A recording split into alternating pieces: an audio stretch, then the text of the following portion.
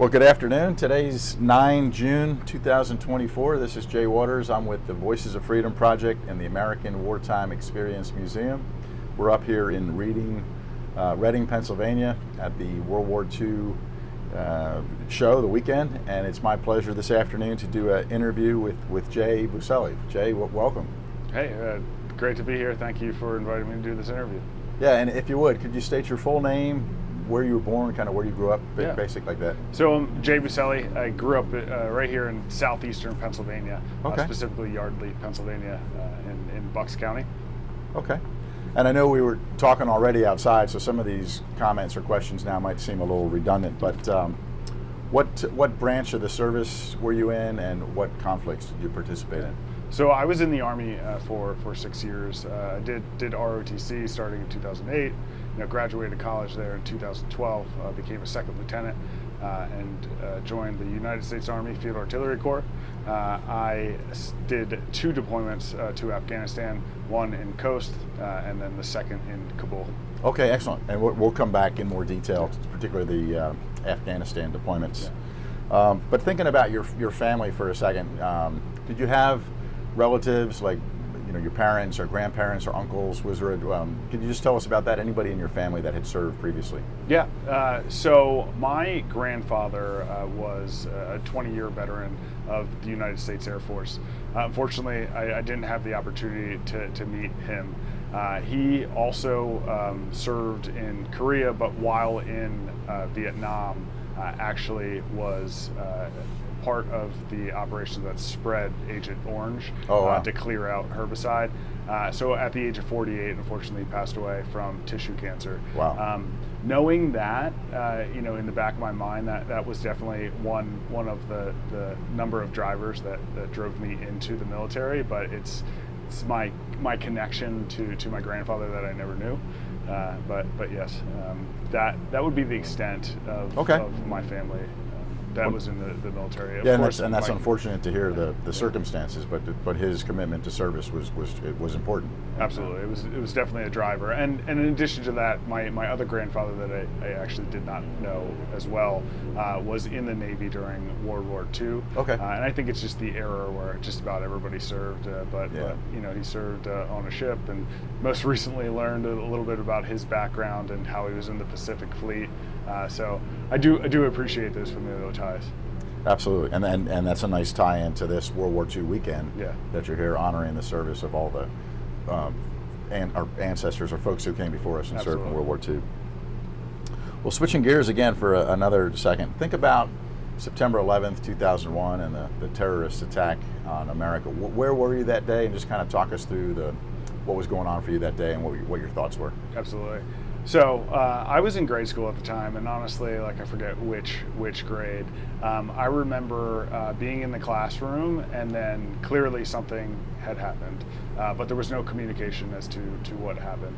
My parents owned a small bar and restaurant, and I remember my mother picking me up from school, and then watching this little tiny television in the back of the kitchen that was blurry, but everybody was gathered around to try to figure out what was happening. I think it hit me hard, not then, but the days after, when I started to realize the magnitude of the event. Right. I started to see, the flags that were on everybody's car, and the country come together at that point. And I think that was another driver. I'd like to say I grew up in what I call the 9/11 era, meaning I was old enough to understand what was going on, and I felt a sense of obligation to do something about it. Right. At the same time, I grew up in the suburbs of Philadelphia, and it was a nice place to grow up, and I just remember having everything that I wanted, having a great family, and being afforded a lot of the opportunities this country affords you, and that was another very significant driver for me. Shortly following that, I remember watching the invasions on TV. I was glued to the military channel, and I remember this one face from and I believe they were at the time in Iraq, and it was a young 18-year-old Marine that was just full of sweat, and it sticks with me forever because I just saw a kid giving back, and I think that was the moment where I knew I wanted to go in the military direction. Okay, no, excellent. And I think you've kind of already answered what I was going to have as the next question, but it says, why did you enter the military service? So again, a number of things, and at that same time, I had a neighbor, Nate DeTemple, and he was a few years older than me, but I always looked up to, I don't know, just the way he stood, the things he did for the community. He was an Eagle Scout, and then in 2005 he was deployed to Iraq, and I remember the day that we got the news that he was actually killed by an IED. Oh, wow. And it was that moment tied to everything that I mentioned before, growing up in an awesome place, that familial tie, feeling a sense of urgency after 9/11, and then finally watching somebody that grew up next to me actually give his life for this country. That's tough.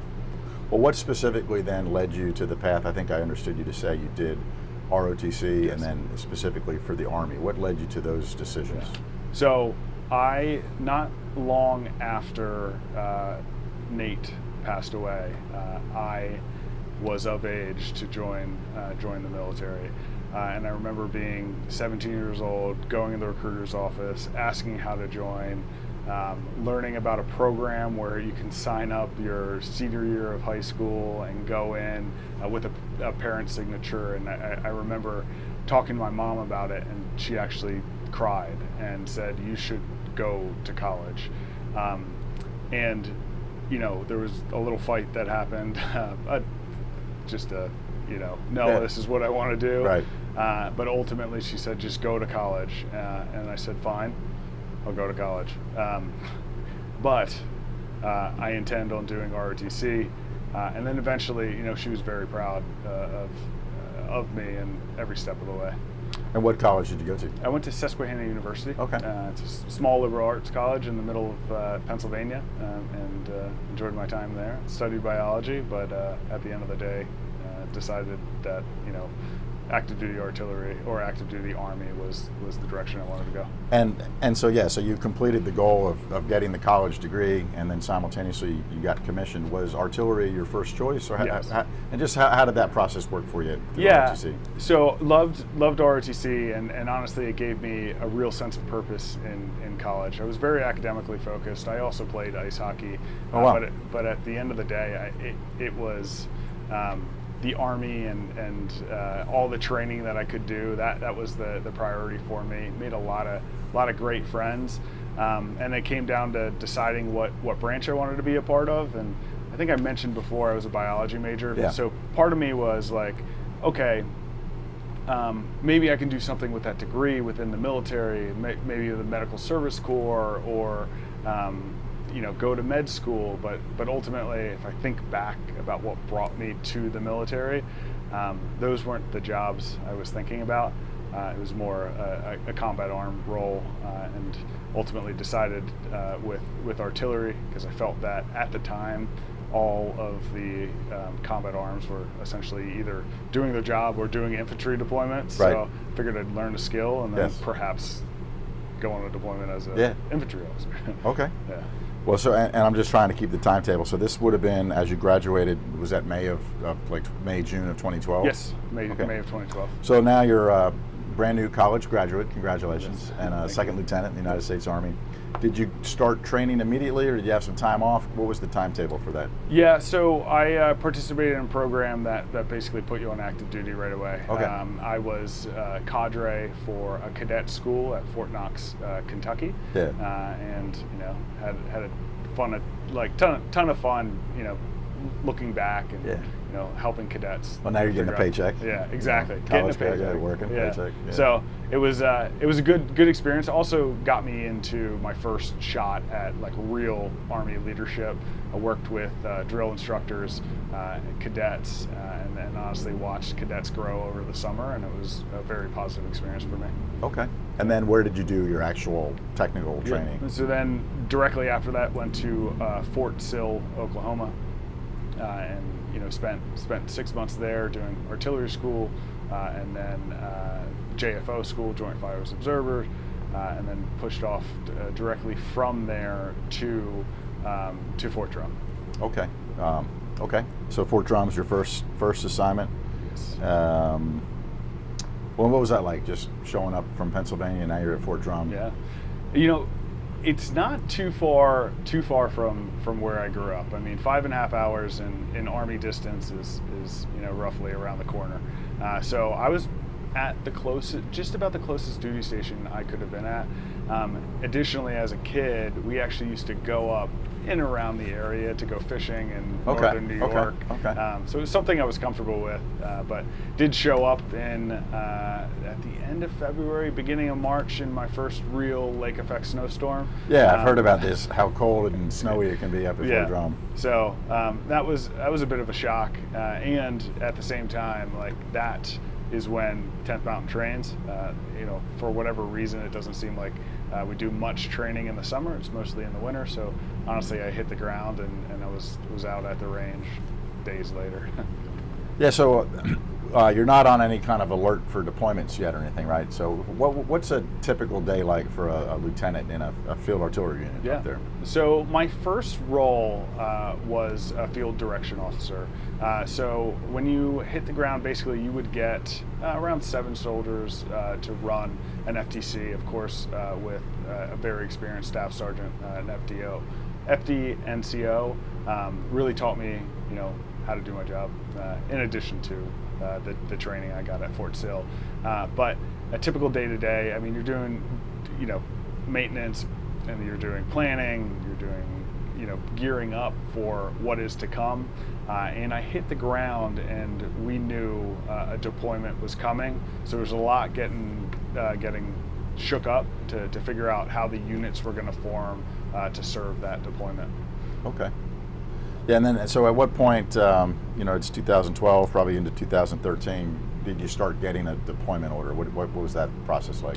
So at this point in deployments, the entire brigade didn't necessarily go. And you kind of had to jockey for a position. And at that point, I was young, determined. I joined the military to go to war, and I started trying to figure out where I could land to deploy. We had a couple of certification tests in addition to my performance at the Fort Sill artillery course.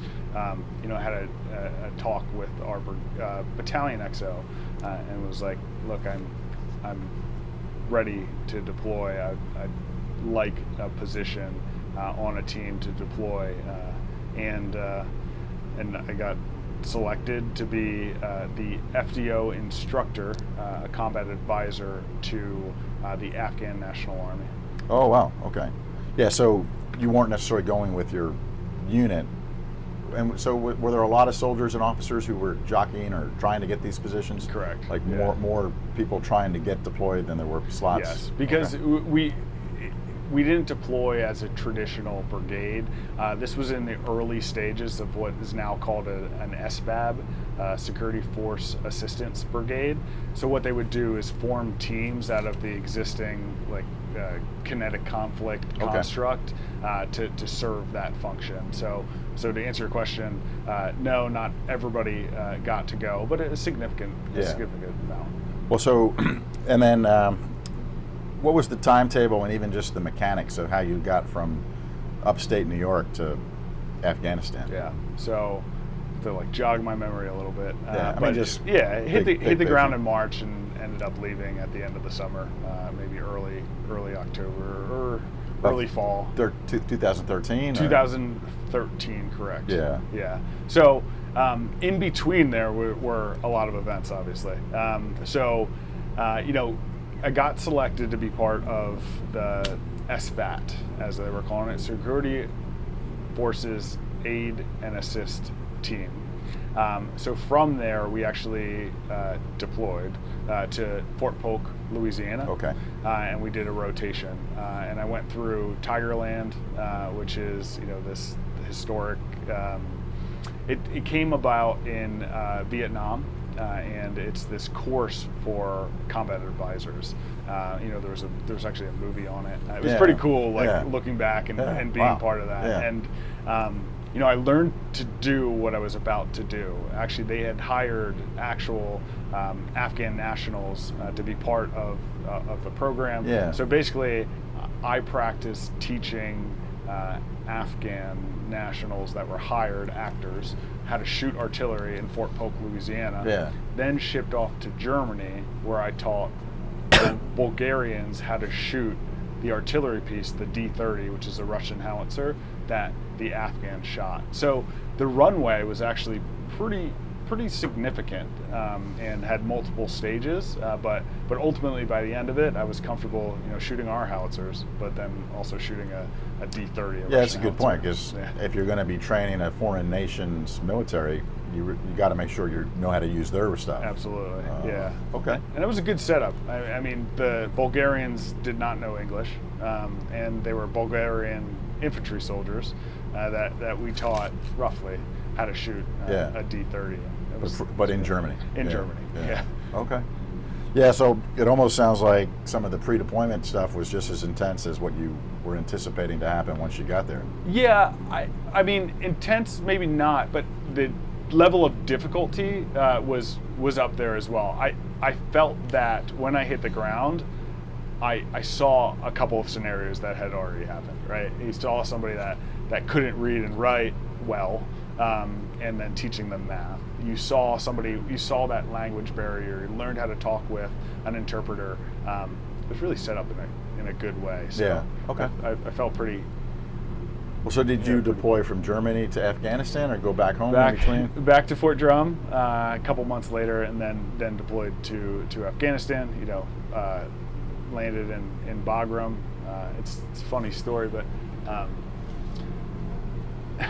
I just remember being 23 years old, and I walked off the plane, and they gave me a magazine and this one star. Okay. And it's actually was cut from a retired flag. From the U.S. Yeah. Okay. Yeah, okay. And who gave you that?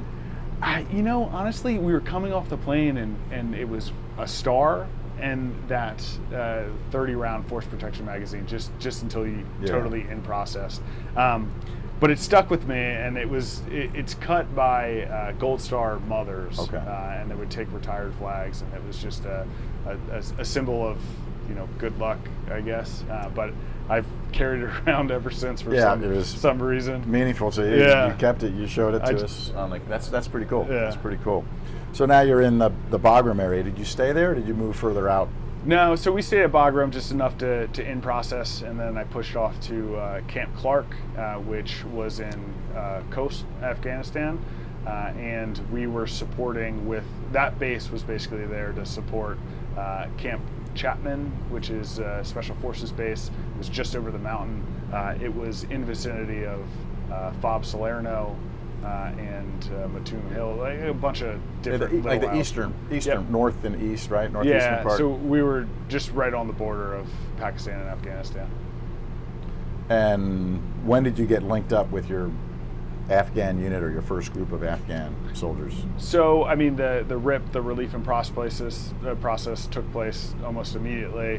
Our Afghan counterparts, we were actually connected to their base. Okay. And so I can't remember what that base was called, but we were called Camp Clark, and basically you would go outside the wire and then come back into the training area and all of that, and the guns were right there. And those guns were supporting their Afghan soldiers, which were doing, obvious patrols in the area and such. And did you have a separate mission for like defensive operations at your own base? We did. And you had that as well. So you had multiple jobs or multiple hats. Yeah. So at that time we had one gun on the base, and then we had our security force assistance job as well. Truthfully, the guns were manned by a line unit, and we were very much separate as the security force assistance team. But we were mobile as well. So although we did train at Camp Clark, our overall goal was to create, in the 203rd Afghan National Army Corps, to create a sustainable system of, train, retain, and the Afghan artillery unit for an entire corps. So we would hop around and train Afghans at different locations. Okay. And we established a center of excellence at their headquarters, but would go back and forth to the line units, to the training center, and just kind of all over the place there. And how long were you in Afghanistan for this assignment? So I think it was a bit over 9 months. 9 months, okay. Well, so while you're doing this training, you're going around, what was it like working with Afghan soldiers, and I'm imagining also some Afghan officers, right? Yeah. So, and you're a first lieutenant maybe now? At that point, yeah. Yeah. So I promoted on that. Yeah, so what was that like if you had an Afghan captain or lieutenant that you were working with and the Afghan soldiers? Honestly, I had good experiences, especially with the officers. They were there trying to do good, and some of them were very talented. And honestly, I found that my success as a advisor was my ability to build rapport, right? So yes, I'm a trainer, but I was also a friend of sorts, and so we'd work together and we'd train together, and I'd understand some of the difficulties they were going through, and it's interesting, like you're there for 9 months, so you're really trying to get after it, but then you have to take a step back and frame their lives when you're thinking about it, because they don't have a day off. They're there for years, and so their pace sometimes was different than our pace, but I understood why that could be. Now when they were training up for operations, they would be on it, sure. Right? But the day-to-day, sometimes it felt like you're trying to push somebody along, but at the same time, like, it took me a couple months to realize, like, this is a lifestyle for them. This isn't a 9-month deployment. Right. Yeah, that's a good perspective. Yeah. How were you able to communicate though with the Afghans? I'm assuming they weren't speaking English. Yeah. And do you speak Pashto or? So I had an interpreter, okay. And I mentioned how important I found rapport building. So I took it upon myself to learn as much Afghan Dari as I could. I still know it. I use it in Uber drivers every now and then. Dari was the more predominant in that area. Okay. So generally within the Afghan National Army, the main language they would speak is Dari. Okay. They also, a handful of them were not only, but knew more Pashto, and Dari was second, and so when I was speaking with my accent, they would look at me funny because they had no idea what I was saying. But you were trying. But I was trying, and they laughed at me, and then they tried to teach me Pashto as well, but then I realized I would spread myself too thin, so I focused all my efforts on Dari. Well, did you have any direct combat Yes. operations with these guys? Yes. So we were mostly shooting back. Right, and it was a unique scenario because our guns were truly hamstrung. So it was were what? Hamstrung, like as far as shooting back, there were a lot more reservations to shooting back. At that time, it was the Obama administration was very much eyes on Afghanistan, and recognized that in a lot of cases, if you're not very careful about collateral damage, that can result in a failure of a mission.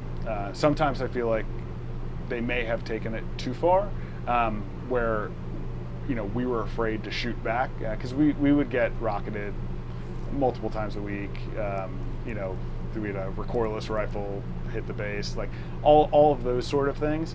But one thing the Afghans could do is they could shoot a lot with a lot less red tape than because it was them. Yes. Yeah. So what we would do is, upon receiving fire, we'd get grid coordinates from our system, and then help the Afghans shoot back. And so we were directly involved with that. But at the same time, obviously that was not training; it was real life.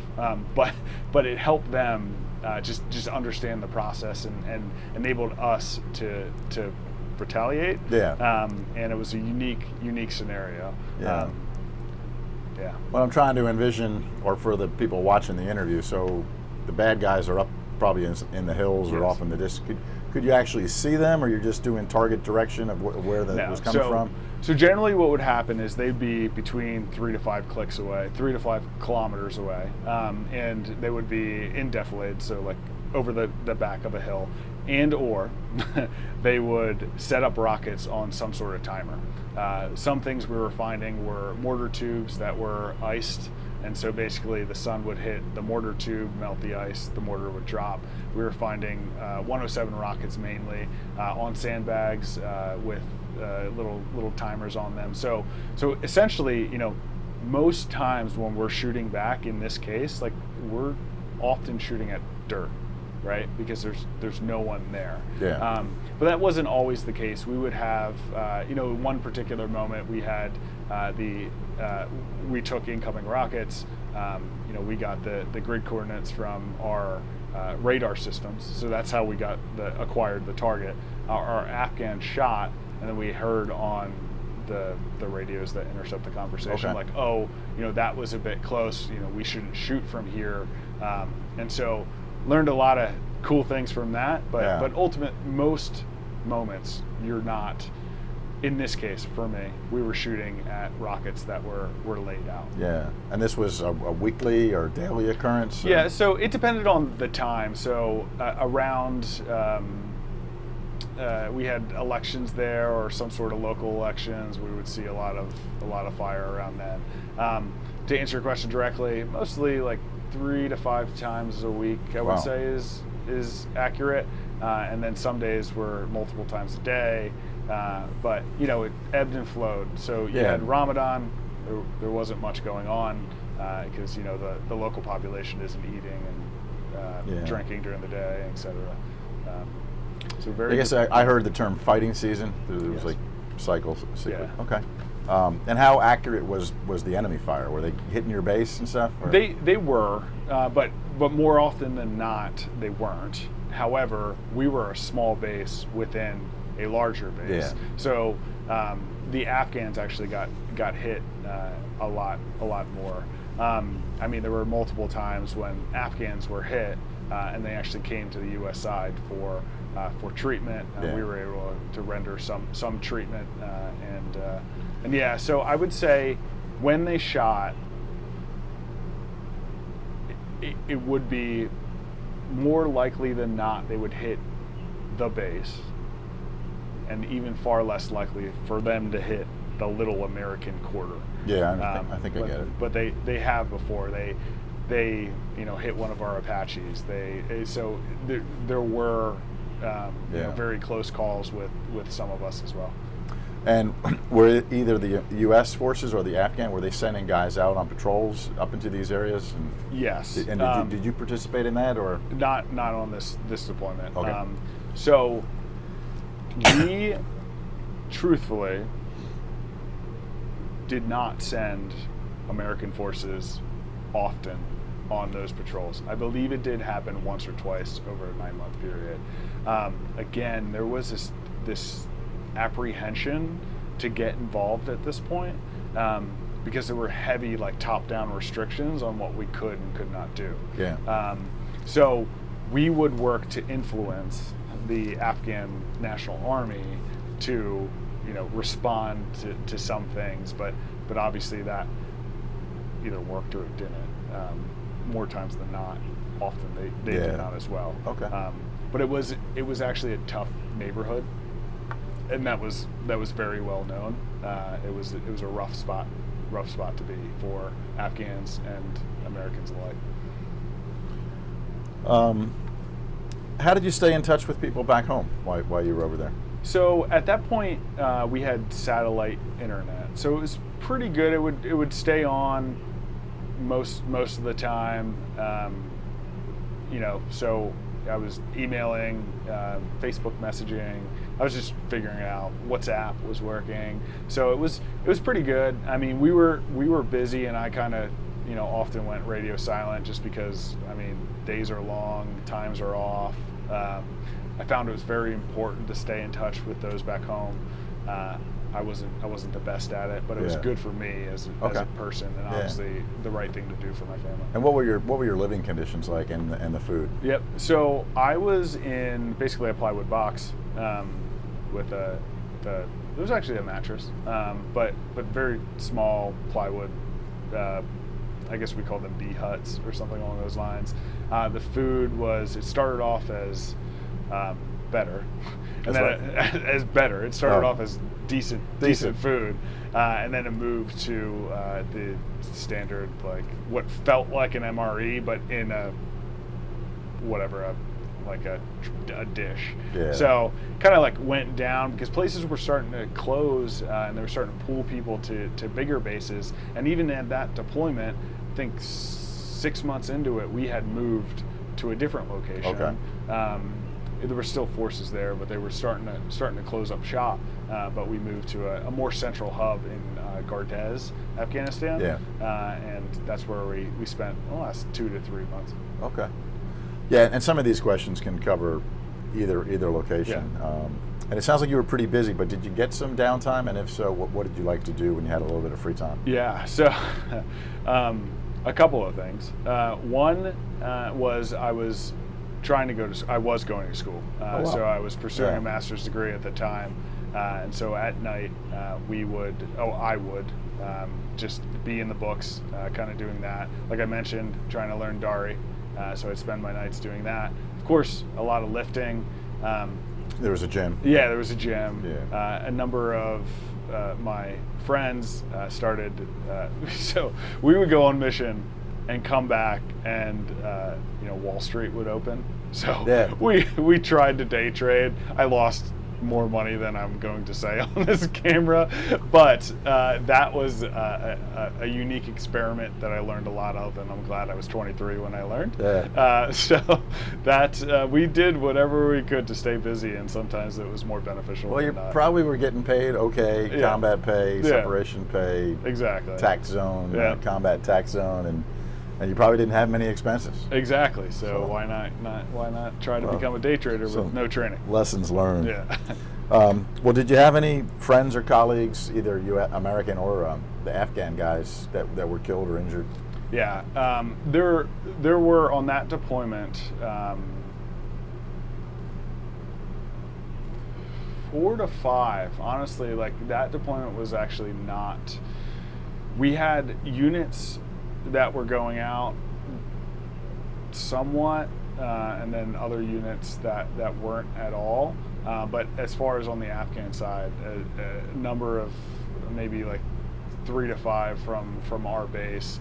I had a very close Afghan counterpart, the fire direction officer on the Afghan side, unfortunately get killed while on leave. On leave? Yeah, so that was a thing that was happening, and we were always concerned about, blue on green, because a lot of times. Yeah, I was going to ask you about that. Yeah. That thing that would happen. We had an incident on a different when I was at Gardez. No soldiers were killed at that time.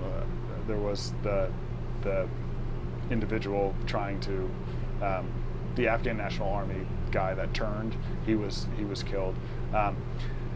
But and you knew this guy or had worked with this guy? Yeah, so not the one that turned, but the other individual that went on leave. I worked with him every day. And was he targeted and killed, or was it just an accident? Or he was targeted and killed, and it was just one of those things where you, it's unfortunate too, because.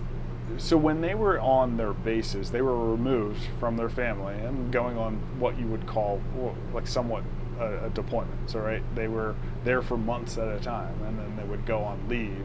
But that wasn't like our version of leave. It was them dodging Afghan or Taliban checkpoints to get home, and then while home, if somebody said something to somebody, then they were targeted. So he had left and never came back, and then we heard the news, and it was a hit because he was a major motivator for those around him. He was the closest person I was working with, and he would actually, execute the training plans and all of that. And it was just an all-around good person, good soldier, good leader. Sounds like, yeah. And that was unfortunate. And That's tough. And so yeah. On the American side, we were very fortunate to have, just a few casualties. But on the Afghan side, it was a bit more abrupt. Well, and I'm curious, maybe more on definitely on the Afghan side, but like the enlisted side, if they got leave, were there cases where they just didn't come back because they were afraid to, and they deserted, for lack of a better word? So you would see that. At the time, it seemed like the units I was working in were pretty tight, and so once you got past just your privates or something along those lines, like there was a level of precision in the Afghan National Army that actually like boggled my mind when things went wrong in 2021. But I thought and I felt, and maybe it was me being optimistic and young and all of that, I felt they were strong. Yeah. They could shoot that howitzer. They could shoot it fast. We had competitions when we were calculating rounds manually, and I would barely win. And look, I went to high school, college, and all of that, and they were proficient. There were elements of their force that were not. Right. But at least the mid-level leadership, from what I interacted with, were decent soldiers. Okay. And I think we're still talking the first deployment. Yeah. Were there any other specific incidents that stand out? Either something, very scary or frightening, or actually the opposite, something funny or unusual happened, or anywhere in between? Yeah, I mean, there's something funny. So Funny is always good. Yeah. So we used to do this thing where we could fly flags and then give them with a certificate to somebody that meant something to you. So it was on the 4th of July. My an NCO that I was very, very close with, Sergeant Hance, who was a mentor of mine. Wasn't a direct report of mine, but somebody I worked close with on my team and from Philly, and was just a good all around dude. So he convinced me, like, hey, you should fly some flags, bring them back home. You're gonna thank me later on. So here we are, July 4th, and we're like, this is cool. We got the flag staff, we're gonna put it up, and so we put them up. We went into this little corner of the base that had one block of grass, and we smoked a cigar. And we're smoking a cigar, drinking a fake beer, and decide, the sun's setting, so it's time to pull down the flags. So literally, as we're pulling down the flags, we hear the sirens go off. We hear incoming, we hear ground attack, and we're like, oh shit. And we have our 9mm pistols on us. And here we're all taking down the flag. And it was just as we were folding the flag, the second flag that we flown in. So I grabbed it and, hightailed it. We hightailed it back to my B hut. At that time, as we're getting, attacked, as the ground siren alarms are going off, the flag unfolds. So here there is this first lieutenant at the time running across the base with the sirens going off, with the unfolded flag essentially over my shoulders, and I'm like, dude, I don't know what people are thinking right now, but yeah. So we ended up getting back, and I kept the flag on my bed, put it on our gear, stood on the wall, and before you know it was over. But it was a moment, and I had heard in the cafeteria, the mess hall, whatever you want to call it, I heard somebody say, "Did you see that person running across the base with an American flag during the alarm?" Well, what'd you end up doing with that specific flag? So I gave it to my parents. They own that small bar and restaurant, and so it's still Is it sitting flying around. or is it folded up? It's folded. Yeah. But that was that's good. that was I a wonder if funny the bad moment. guys specifically targeted you guys either because of the flags or because it was the 4th of July. They turned around because of the flags. No. Yeah. Wow. And then, what was it like when your tour is winding down on this tour? What was it like going back to New York, back to Fort Drum? Yeah. So, there were a lot of personal things that happened too. I was, dating somebody for a long time that ended. So there were like a lot of just readjustments that I was having personally. You add that to, all the stress of the 9 months, and at that time, I had been ignoring just about everything. So, hit the ground at Fort Drum. I was thankful to be back. My mom was there. I think my dad was there too, and it was just it was a nice moment. But it took a bit to just live a life again. It's not like that deployment wasn't particularly rough. Like there was constantly things happening, but at the same time, like level of anxiety building up, just being back and not having your day figured out. Like I got pretty comfortable, like waking up, just living whatever I was living, and just going hard all day and going to school and doing all this, and I come home and they're like, you can relax, and I'm just like, I don't know if that's what's right for me right now. Right. So there was a little bit of like tension, anxiety upon returning, and ultimately I came back and I was kind of looking to go again. To go back. But so you were still at 10th Mountain, Fort Drum. And how long were you back before you went again? So I got put in a unique position. So I was with 3rd Brigade Combat Team, 10th Mountain Division, and upon returning in 2014, they actually disbanded the unit, or they reflagged it in Fort Polk. But for all intents and purposes, the unit dissolved into 1st and 2nd Brigade Combat Teams.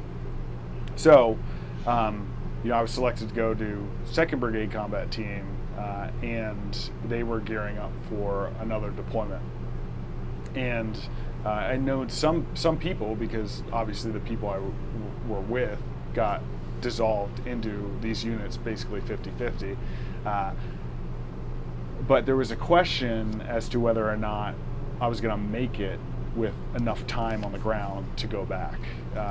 And the way it ended up shaking out was, my brigade combat team, my battalion commander, asked, are you interested in deploying again? I said, yes, I don't want to sit on the bench. Like that would have been very hard for me, especially at that time. So how much, was it like a year later? Or? No, it was like 8.5 months. I ended up having to like sign a waiver and all of that. But it didn't feel like much, because you add a JRTC rotation in there, you add all the train up. The pre-deployment and all that stuff.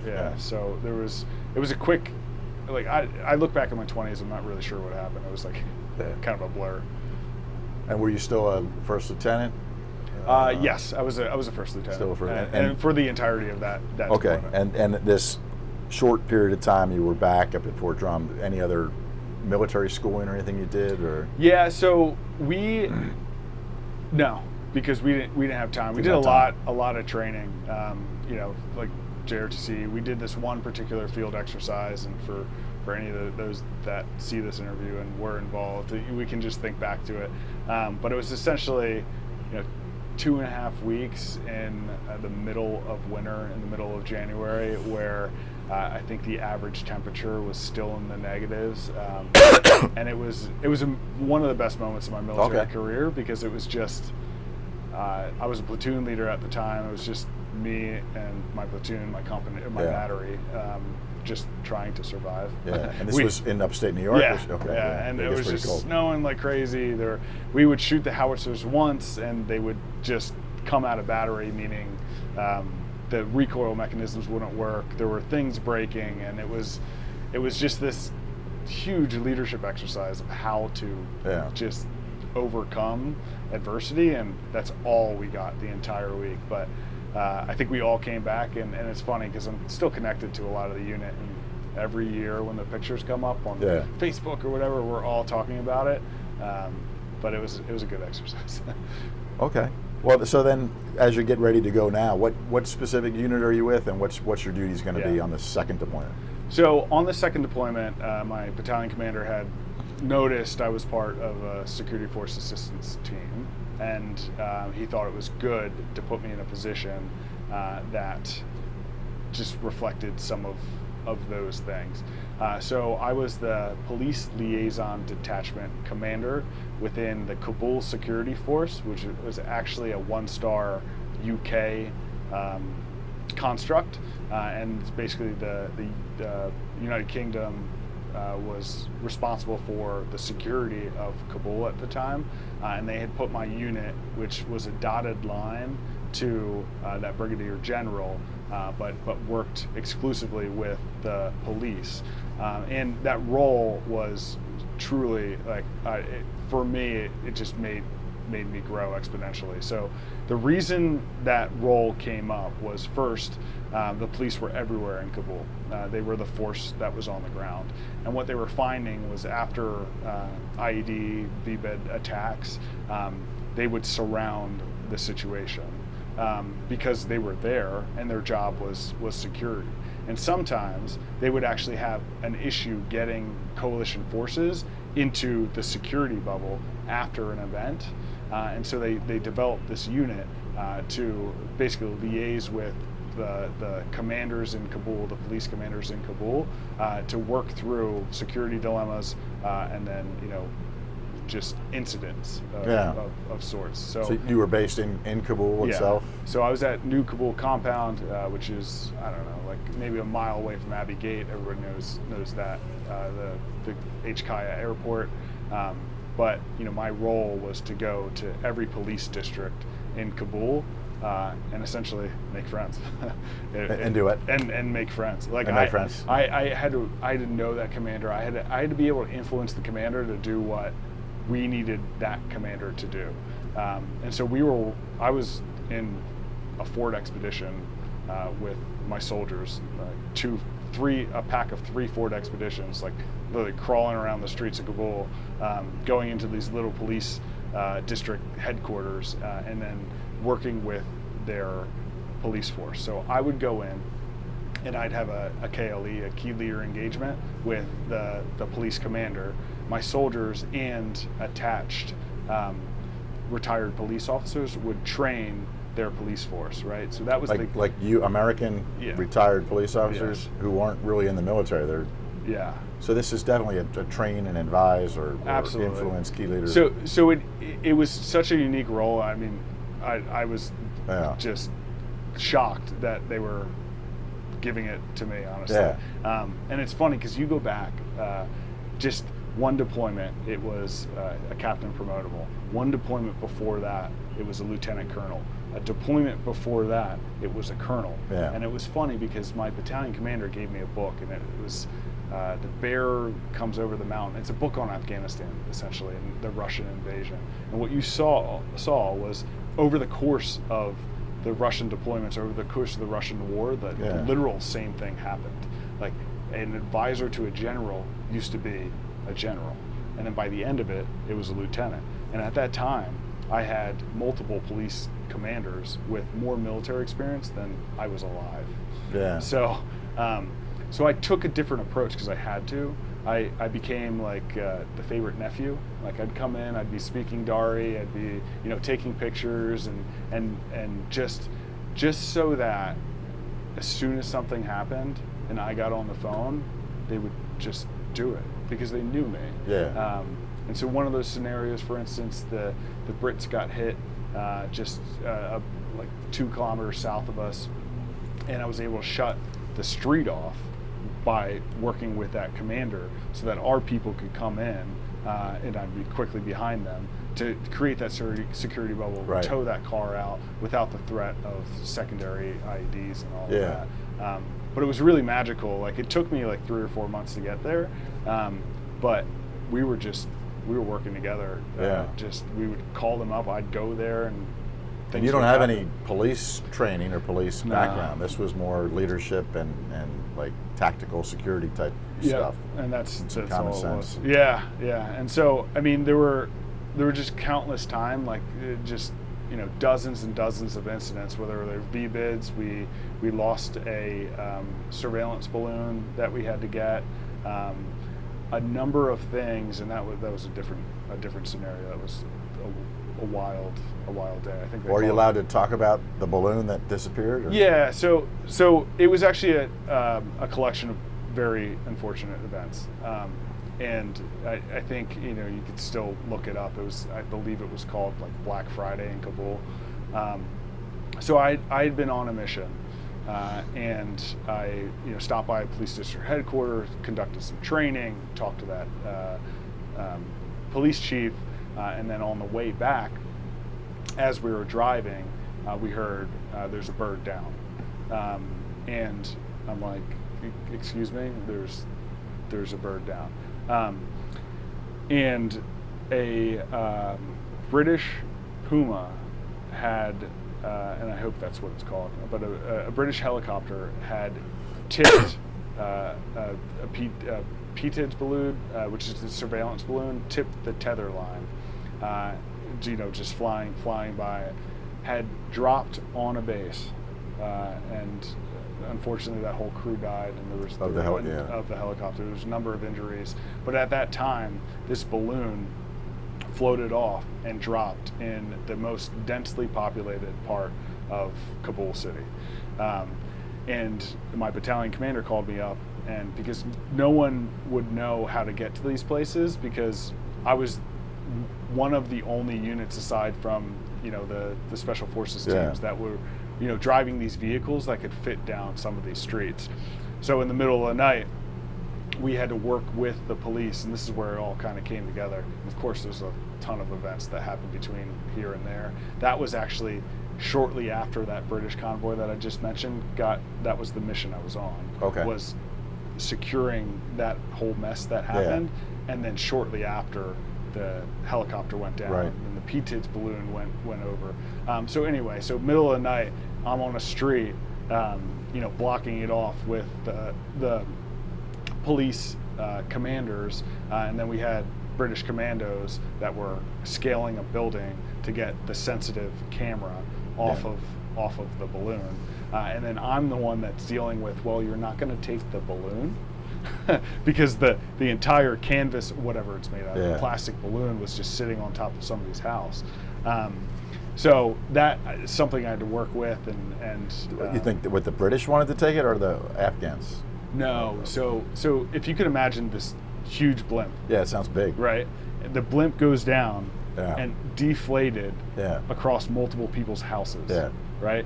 So the British commandos, it's really big, needed to get the camera, just a piece, but not the campus tent, and so that's something I would deal with, like, because I'd be the one on the ground with the police, and so I could talk to the local population about, hey, look, like, if there's damage, we can do this, and I'm kind of like triaging all of these like random events that are happening, but yeah, so that night was wild. Well, thus Black Friday sounds like everything that could go wrong. What was it like working with the British?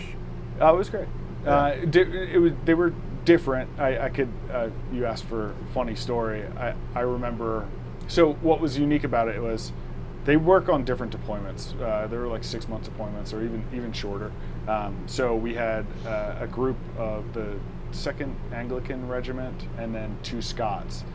Basically split up my deployment. And so the Scots, they were a ton of fun, first off. We did like Highland games together. Like we worked really well together. And General Wheeler was the brigadier general that was leading the entire thing for the entire time. He was a Welsh officer. But I had a huge amount of respect for the discipline, the way they worked. We all got along. There were disagreements as far as like individual missions and what we wanted to do and how talks were ran. But a funny story, the the Scots, I mean, you think of a RTO, a radio operator, generally just young kid that's on the phone. And I remember being, again, in another high tense situation where there was like an active VBID, like doing circles. And they were trying to tell us the license plate number as I'm driving. And it was this young Scottish kid, just, it was like, Toyota, I can't even do the accent, but saying Toyota Corolla over and over again, and a string of numbers, but he must have been like a straight Highlander. I had no idea what he was saying. Yeah. And I'm like, I'm sorry, like, please give the radio to an American. Like, So he's speaking English, but it's incomprehensible. Oh my gosh, it was just, and it was, it's funny to look back on, but Yeah, at the absolutely. time, I mean, I even laughed then. I'm like, dude, like, this is not working for me. Yeah, well, and I think you mentioned the VBID. You could just tell somebody what is that? Yeah, so a vehicle-borne explosive device. That was our primary concern. Yeah, bad news. Yeah, so in Kabul, that was what we dealt with, and it was happening on weekly, bi-weekly basis. And you're driving in so much traffic that there's like almost no control. Yeah. You know, I don't even know how to explain it. Like, you look at every vehicle, right? But one does not look much different than the other one. And it was just a super porous area where people could come anywhere. And then driving around in those SUVs, while you feel like you might be in a better position than a large armored vehicle, you very well might be, because you blend in a little bit more. But I will tell you, next to no one drives Ford Expeditions in Kabul, Afghanistan, so you do kind of stick out. But the unfortunate event was when they got hit. So we had a lot of contractors working. Often they would take, the same route every day, and they got hit multiple times over the period of that deployment. By IEDs, explosive devices mostly? No, VBIDs. Or VBIDs, Yeah. VBIDs. And when you're in what we called NTVs, so Ford Expedition, Land Rover, whatever they were, usually most people died upon getting hit, because it was not an armored vehicle. Yes, it was up armored, but it wasn't up armored for a 500-pound. Well, and the VBID was driven by the Taliban or a bad guy, Yeah. so he was killed too. Yes, yeah. So, wow.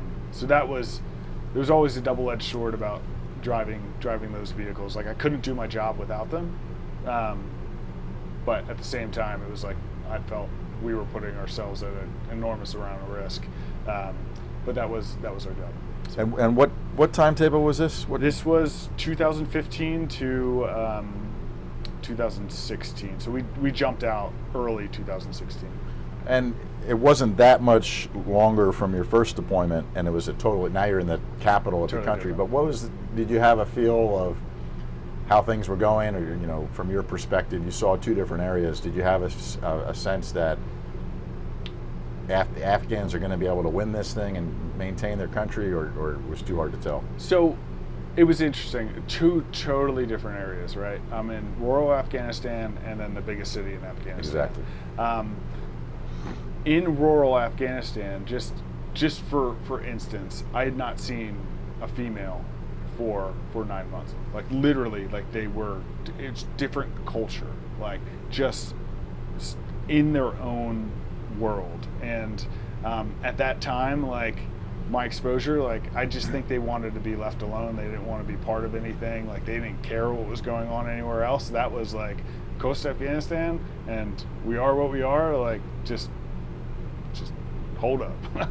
And then Kabul was totally different. Like, first off, you can't, it's not homogeneous. Kabul isn't all the same. Like, there are neighborhoods and different ethnic backgrounds and all that. So you think about the northwest, and it's heavily Tajik, whereas the eastern side is heavily Pashtun, and there was just different cultures within there. But all in all, like, kids were going to school, females were going to college. Okay. It was, we saw, females in jeans. It looked almost like what you would imagine like Tehran, like Iran to look like, and it looked like people were living life and living it well, and people were so nice. So we had gotten we got turned around in a location. We were far out to the west, on next to Pogman, which is its own province, own culture, all of that. As we were turning the trucks around, somebody came out of their kalat or house, and with tea and nuts and just nice. To help you out. Yeah, to help us out. Like, is everything probably all right? felt normal. Yeah, I was like, wow, this is, sir, thank you, but we're okay. He's like, no, come in for lunch, and on that deployment especially. So I learned from Afghan soldiers that you come in with this perception that the whole country's backwards, everything's messed up, but in the first deployment, the soldiers made me feel safe and part of, for all, like, plus or minus, but they just felt like good people. And then I go to Kabul and I start interacting more with the local population, doing foot patrols, walking. Like, we went to an orphanage one day. It was, I just realized in general, people are people and people are generally good. And so I felt, to answer your question, I felt without a doubt that at least that little hub in Kabul, like, there's a semblance, a strong desire for freedom and equality across sexes that, I thought that couldn't be toppled. Wow. And again, maybe I'm an optimist, but just the interactions I had were very, very positive. Now, I sat in meetings where it was clearly like either Taliban empathizers or strongly sit in that boat. And there was a meeting of 20 elders, and I know some of them were obviously clearly involved. We had the ANP, Afghan National Police, had fired police officers that were Taliban, letting in some of those VBIDs. So it wasn't all roses, but at the same time, like, there was enough, what felt like enough good to keep everything rolling. But during my time there, I also learned that, this is interesting, it's an interesting take, but Taliban, like, that is the face of an enemy of ours. That's what we had made over that 20-year period. For Afghans, it's kind of like a political party. It's just like, leave us alone, and you see, it's running the government. Yeah. And so you're going to have a portion of that population that is okay with that political party, and there's a 40% of that population which are also of the same ethnic background of the Taliban. So, in retrospect, looking at how we handled it, like, it's just interesting, because I think we were a little bit exclusionary, which came to, a head in 2021. But it was a long-winded answer, but I think I get it. Yeah. Well, and you had a very unique perspective. I mean, especially on the second deployment, but you were able to reference back the first deployment and those experiences, and now so that's good.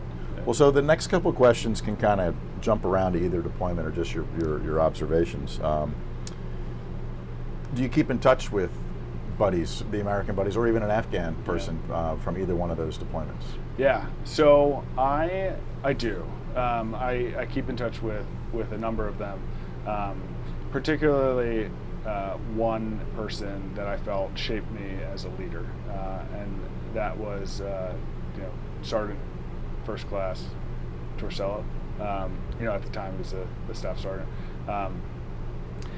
So we had been together on my first deployment, he was the artillery platoon sergeant of sorts, or the gunnery sergeant, whatever. So, and I had actually gone down there to learn a little bit more, because I was a young lieutenant, and he actually helped me out. Right.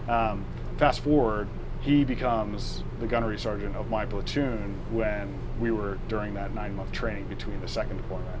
Fast forward a little bit later, he was then turned into a squad leader of sorts, and then turned into the platoon sergeant.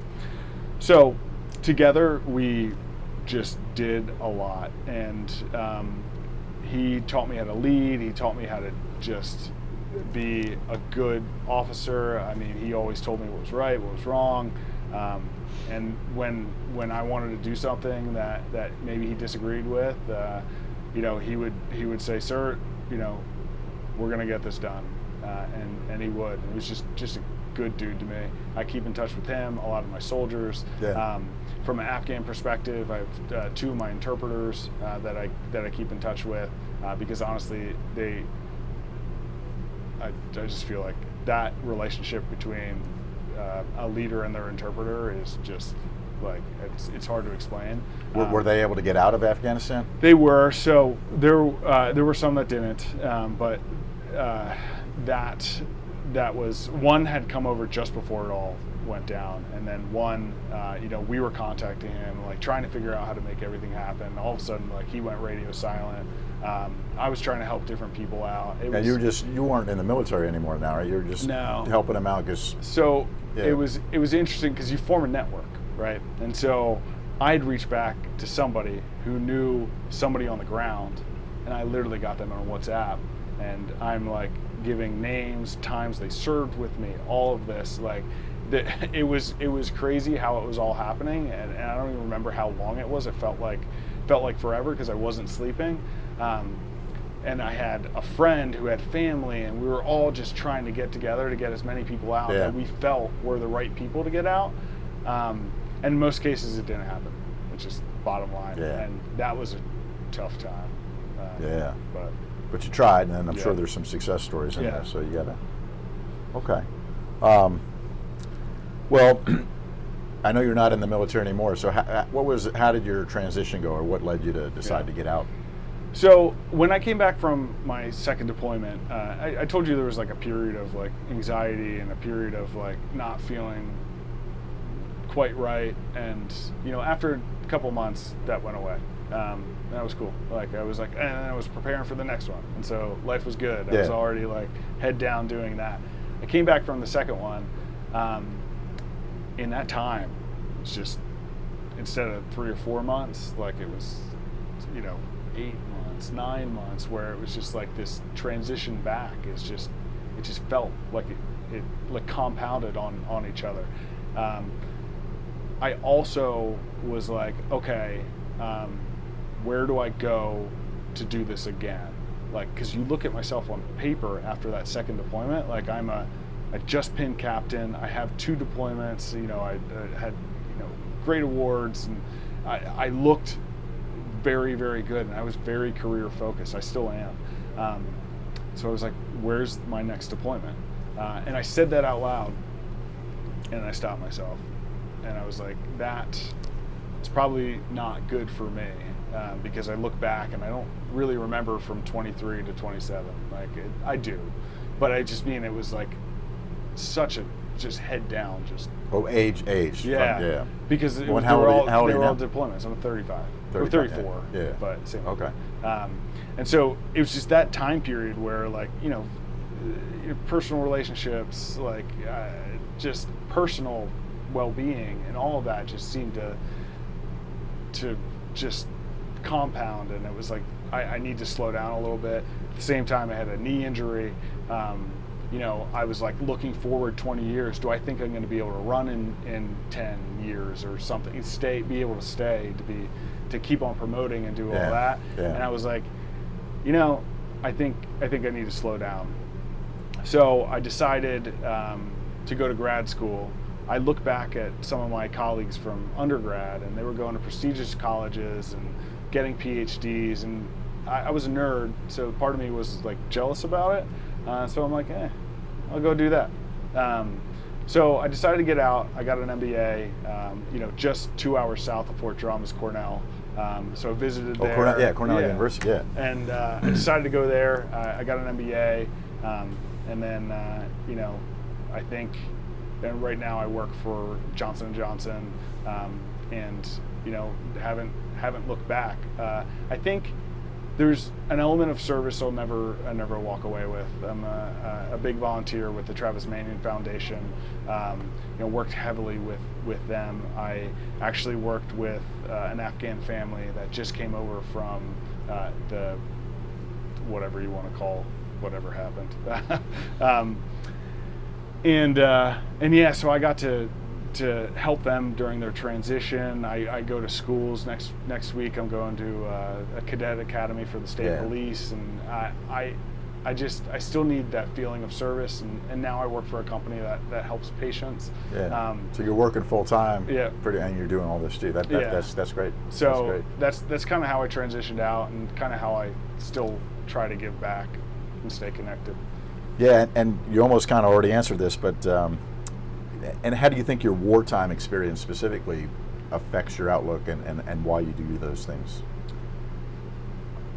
So it's very clear with the Afghan family. Like I felt horrible in 2020. Like that threw me off for weeks. I was like so much blood, sweat, knowing people that died.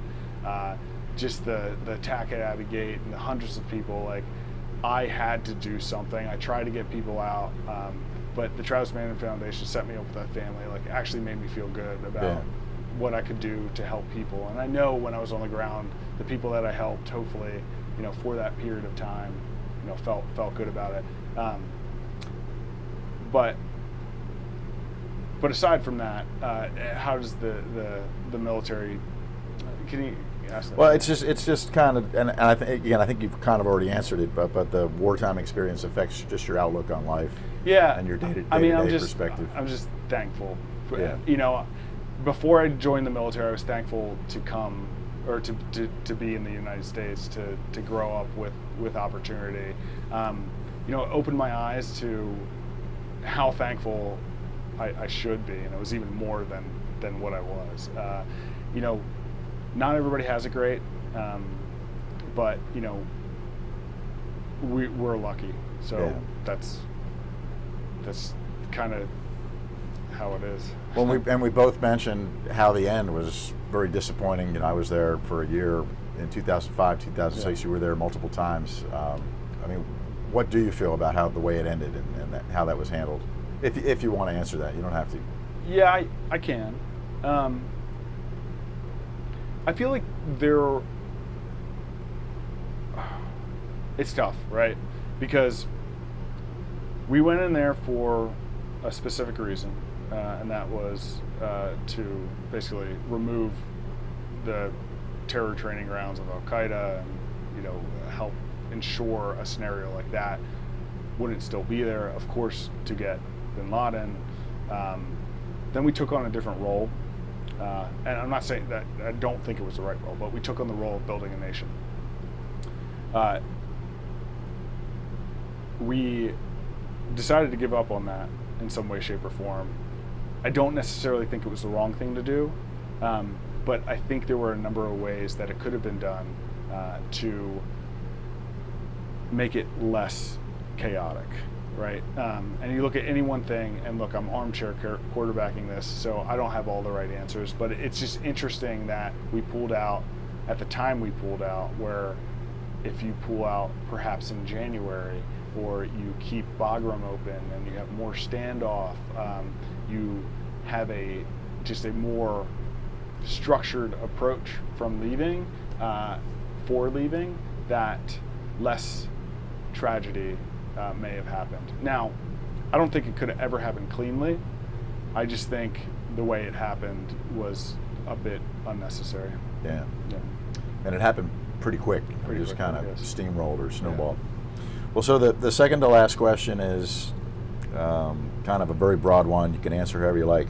What would you want, though, future generations, if you have kids and then grandkids down the road, what would you want them to know about you and your military service? That's deep.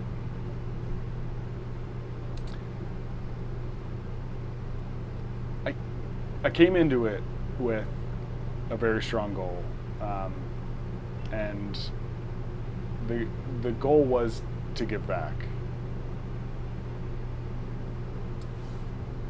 And